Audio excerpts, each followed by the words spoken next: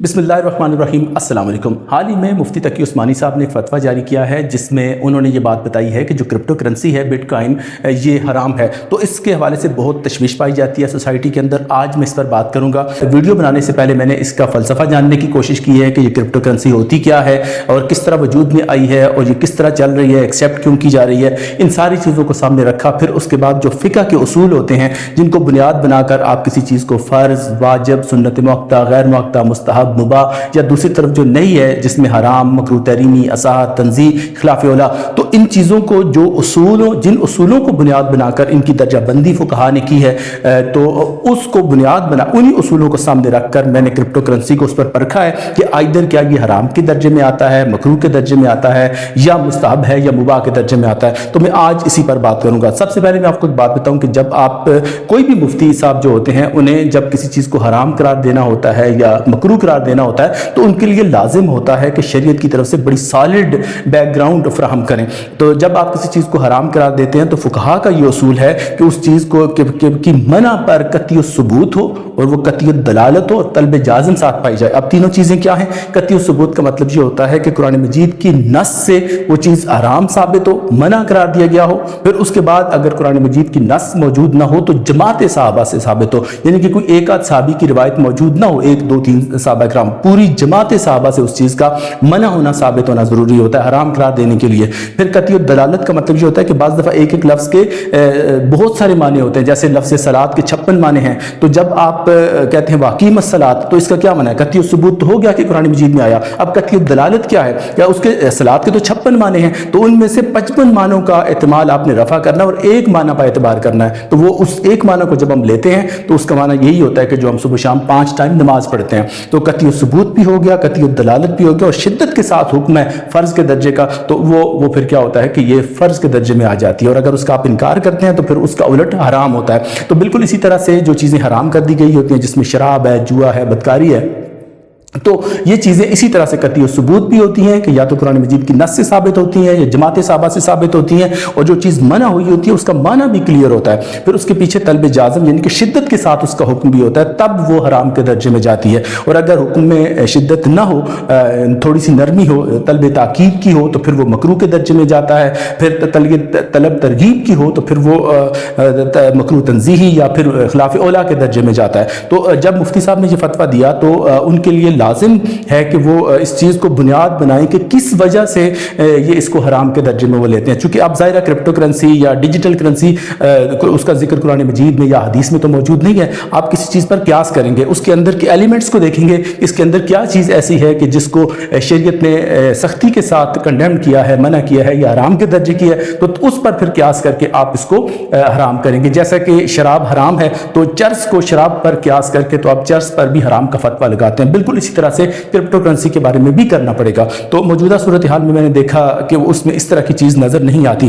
तो यहाँ पर मैं थोड़ा तफसीलात की तरफ जाता हूँ। तो सबसे पहली बात यह है कि शरीयत के अंदर जो फाइनेंशियल ट्रांजैक्शंस होती हैं जिनको शरीयत ने मना किया है, हराम के दर्जे में मना है, वो सबसे पहली चीज़ है सूद है, फिर दूसरा जुआ है। तो हम ये देखते हैं कि जो सूद है वो उसके अंदर नहीं पाया जाता क्रिप्टो करेंसी के अंदर। जब आप कोई करेंसी ख़रीदते हैं तो ये एक डिजिटल करेंसी है, इंटरनेट पर मौजूद है। आप अपने तरफ से पाक रुपीज़ में पेमेंट करते हैं या इंडियन रुपीज़ में करते हैं या डॉलर्स में करते हैं, आगे से क्रिप्टो करेंसी आपके डिजिटल वॉलेट में आ जाती है जिससे आप फ़ौरन यूज़ भी कर सकते हैं, ट्रांसफ़र भी कर सकते हैं, कोई चीज़ परचेज़ भी कर सकते हैं। तो उसके अंदर सूद का कोई एलिमेंट नहीं है। चूँकि सूद एक ऐसी ट्रांजैक्शन को कहते हैं कि जब आप एक हम जिन्स दो प्रोडक्ट हम जिन्स को दो हम जिन्स चीज़ों को आप किसी नफ़े के लिए आप उसका तबादला करते हैं। जैसे तो हम मौजूदा सूरत हाल में हम ये देखते हैं कि उसके अंदर इस तरह की कोई चीज़ नहीं है। सूद का तो बिल्कुल दूर तक भी कोई एहतमाल नहीं है। उसके बाद जो जुआ है उसका कहा जा सकता है कि ये जुआ तो नहीं है कहीं। तो आप देखें कि जुआ ये होता है कि उसमें दो या दो से ज़ायद फ़रीक़ैन आपस में कोई शराइत तय कर लेते हैं कि ये शर्त पूरी होगी तो मैं इतने पैसे दूंगा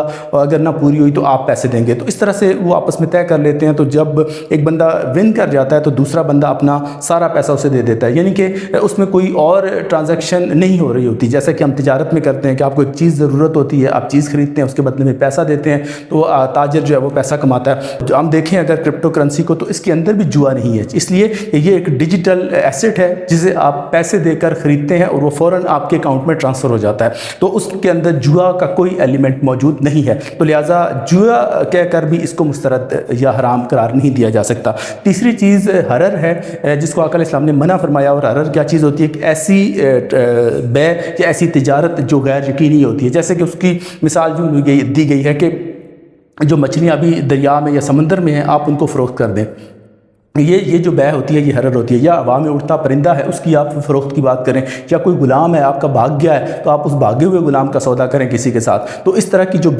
बै है या तिजारत है उसको मना करार दिया गया, और ये मकरूह के दर्जे में मना है, इसलिए कि अगर आपका गुलाम भाग गया है तो हो सकता है कि वो मिल जाए, और जो मछलियाँ आपने फ़रोख्त की हैं हो सकता है कि आप उनको पकड़ कर आप बेच सकें, तो ये भी मना है, ये तिजारत ये भी जायज़ नहीं है। तो आप ये देखते हैं कि जो हरर है उसका कोई एलिमेंट क्रिप्टो करेंसी के अंदर नहीं पाया जाता, तो उस वजह से भी हम इसको नाजायज़ करार नहीं दे सकते।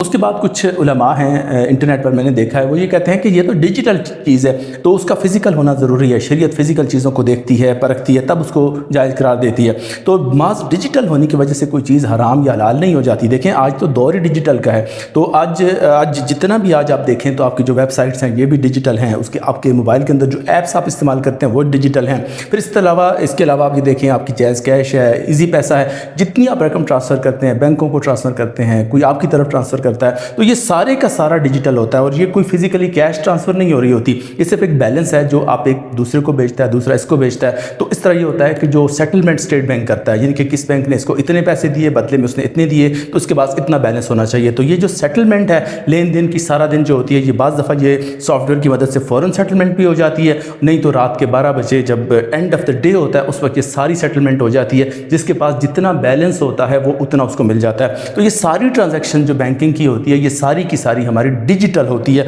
और इसमें कोई भी ऐसा फिजिकल लेन देन नहीं होता, तो डिजिटल कह के उसको मुस्तरद नहीं किया जा सकता या हराम करार नहीं दिया जा सकता, फिर आपके लिए बड़े मसाइल पैदा हो जाएंगे। तो फिर इस तरह से आप ये देखें कि बाज़ लोग कहते हैं ये कीमतों में फ्लक्चुएशन बहुत ज़्यादा है, बहुत ज़्यादा उतार चढ़ाव है, तो याद रखिएगा कि कीमतों में उतार चढ़ाव की वजह से बहुत ज़्यादा हो या कम हो कोई चीज़ हराम या हलाल नहीं हो जाती। आपकी ट्रेड को देखा जाता है, अगर आप हराम चीज़ों की ट्रेड कर रहे हैं तो वो नाजायज़ होगी, अगर आप जायज़ चीज़ों की ट्रेड करें जैसा कि मौजूदा सूरत में आप क्रिप्टो करेंसी ख़रीद रहे हैं तो उसमें कोई ऐसा नाजायज़ एलिमेंट नहीं है, तो वो आपके लिए जायज़ है, तो उतार चढ़ाव इसका मैटर ही नहीं है। तो क्रिप्टो करेंसी बिल्कुल उसी तरह ही है, एक डिजिटल गोल्ड है जो आप ख़रीद लेते हैं और इंटरनेट पर अवेलेबल रहता है, तो उस वजह से वो जायज़ है, तो उसमें कोई मना नहीं है। ये बिल्कुल ऐसा ही है जैसे कि आप अपना फ़िज़िकल गोल्ड ख़रीद के अपने घर में रख लेते हैं और बाद एक अरसा गुजरता है, जब उसकी कीमतें बढ़ती हैं आप फ़रोख्त कर देते हैं, तो जिस तरह घर में रखा हुआ सोना बाद कीमतें बढ़ने पर आप फ़रोख्त करते हैं वो जायज़ है। तो बिल्कुल इसी तरह से डिजिटल गोल्ड क्रिप्टो करेंसी की सूरत में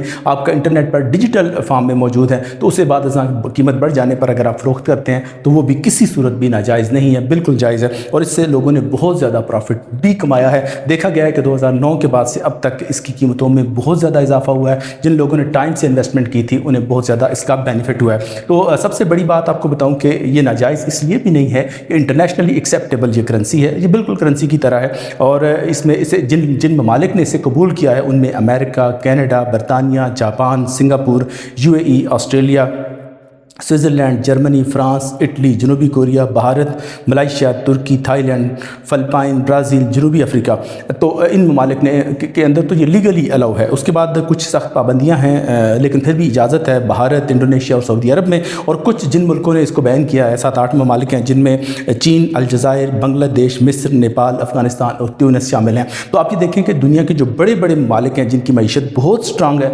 उन्होंने डिजिटल करेंसी को, क्रिप्टो करेंसी को बतौर जो करेंसी इसे एक्सेप्ट किया है। तो ये किसी तरह से भी इसके अंदर नाजायज़ होने वाला कोई एलिमेंट मौजूद नहीं है, और आज की इस दुनिया में जो करेंसी है ये बहुत अच्छा सरमाए का ज़रिया है, और इसके अंदर आप इन्वेस्टमेंट करके सरमाया से बहुत अच्छी रकम कमा सकते हैं। और मैं आपको एक बात बताऊँ, शरीयत के उसूलों को सामने रख के मैं ये बात बता दूँ कि मना का तो इसमें कोई तसव्वुर ही नहीं है, ना तो ये हराम के दर्जे में मना है और ना मकरूह के दर्जे में मना है, ये मुबाह है, ये जायज़ है इसकी ट्रेड, और उसके बाद ये एक मुस्तहब दर्जे की तिजारत है, यानी कि आप इसमें पैसा इन्वेस्ट करके अगर आप इससे कमाते हैं तो एक नफल दर्जे की इबादत का सवाब आपको मिलेगा, इसलिए कि आप कोई हराम काम के अंदर इन्वॉल्व ही नहीं होते। तो जब जो जायज़ तिजारत होती है वो इबादत होती है, और उस पर अल्लाह आपको अजर भी देता है। तो अल्लाह ताला समझने की तौफीक अता फरमाए। जज़ाकल्लाह।